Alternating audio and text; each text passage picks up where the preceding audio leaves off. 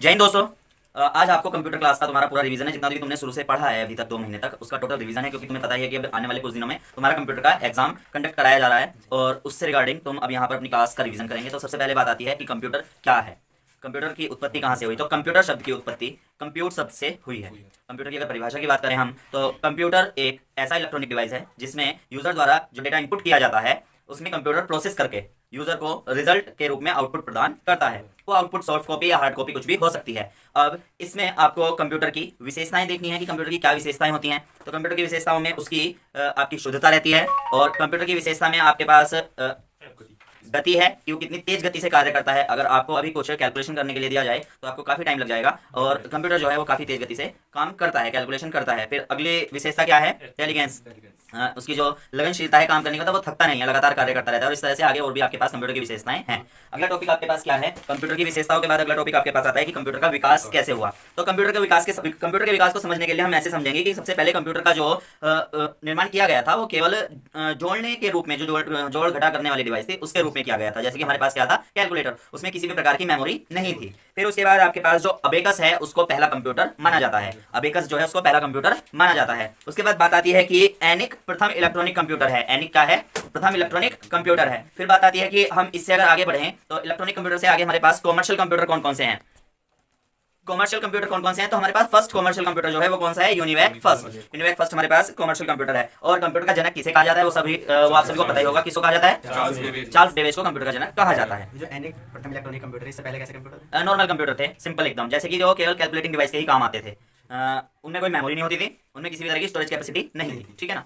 उसके बाद बात आती है जनरेशन ऑफ कंप्यूटर। यहाँ मैं आपको एक ओवरव्यू बता रहा हूँ कंप्यूटर का, ठीक है ना। मेन पॉइंट उठा के चलेंगे। टोटल सिलेबस आपके पास नोट है, आपके पास कॉपी में सब कुछ नोट है, ठीक है। तो उसके बाद बात आती है कंप्यूटर की पीढ़ियां। तो कंप्यूटर की पीढ़ियों को समय अवधि के अनुसार और जैसे जैसे जनरेशन बढ़ती गई वैसे वैसे 5 भागों में विभाजित किया गया है। First generation, second generation, third, fourth और फिफ्थ जनरेशन। कुछ कुछ साल इनको दिए गए हैं, कुछ कुछ टाइमिंग दी गई है। जैसे कि फर्स्ट जनरेशन का टाइमिंग अगर हम बांट के चले तो क्या होगा? 1945 टू 1954, 1945 से 1954।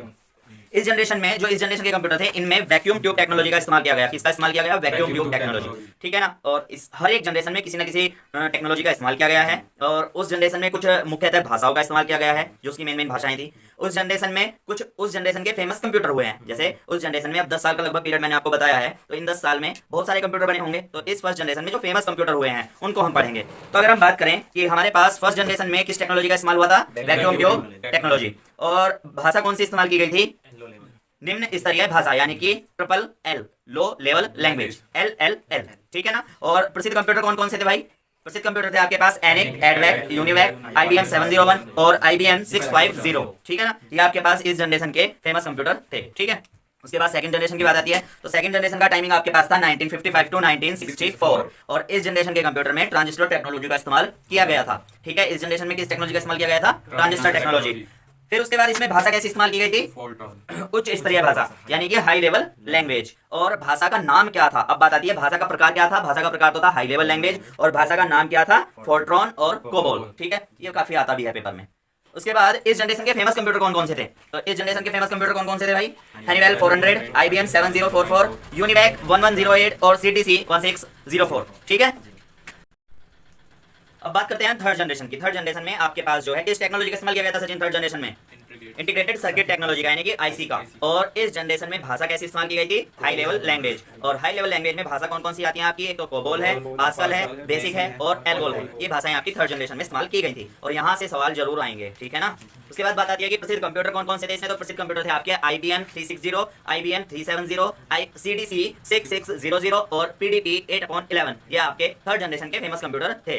अब बात आती है कि आपने पढ़ा था IBM उसमें भी था, IBM इसमें भी है, CDC उसमें भी था सेकंड जनरेशन में, और CDC इसमें भी है। तो आप इनको डिफाइन करोगे कोड के साथ, जो इनका कोड दिया गया है, ठीक है ना। अब नेक्स्ट बात करते हैं हम फोर्थ जनरेशन की। तो फोर्थ जनरेशन आपके पास है 1975 टू 2015 तक हम इसको डिस्क्राइब कर देते हैं, ठीक है ना। तो इस जनरेशन में क्या इस्तेमाल हुआ था? फोर्थ जनरेशन में माइक्रो प्रोसेसर और VLSI, यानी कि very large scale integration technology का इस्तेमाल किया गया था। इस जनरेशन में भाषा कैसी इस्तेमाल हुई थी? उच्च स्तरीय भाषा, यानी कि हाई लेवल लैंग्वेज। और भाषा का अगर हम नाम का बात भाषा के अगर हम नाम की बात करें तो भाषा के नाम थे आपके पास सी और सी प्लस प्लस, ये आपकी हाई लेवल लैंग्वेज में इस्तेमाल में आती है, जो आजकल चल रही हैं, ठीक है ना, फेमस भाषाएं हैं। इसके बाद इस जनरेशन के फेमस कंप्यूटर कौन कौन से हैं? इस जनरेशन के फेमस कंप्यूटर हैं आपके पास एप्पल पीसी और डीईसी 10 और IBM 4341 है ना, 4341, ये आपके पास फोर्थ जनरेशन के कुछ फेमस कंप्यूटर्स के नाम है। ठीक है भाई, समझ में आ रहा है ना सभी का? किसी का कोई क्वेश्चन हो तो पूछ लेना बीच में। उच्च स्तरीय भाषा निम्न में हाँ, लगभग अब ना सब में उच्च स्तरीय भाषाएं चलेगी, बस जो आपकी फर्स्ट जनरेशन थी उसमें लो लेवल लैंग्वेज इस्तेमाल हुई थी, बाकी सब में जो है ना मोस्टली जो है उच्च स्तरीय भाषा इस्तेमाल हो रही है, ठीक है ना। नेक्स्ट आपके पास कौन सी जनरेशन है? Fifth generation. तो फिफ्थ जनरेशन में आपके किस टेक्नोलॉजी का इस्तेमाल हुआ था? आर्टिफिशियल इंटेलिजेंस यानी कि AI टेक्नोलॉजी का।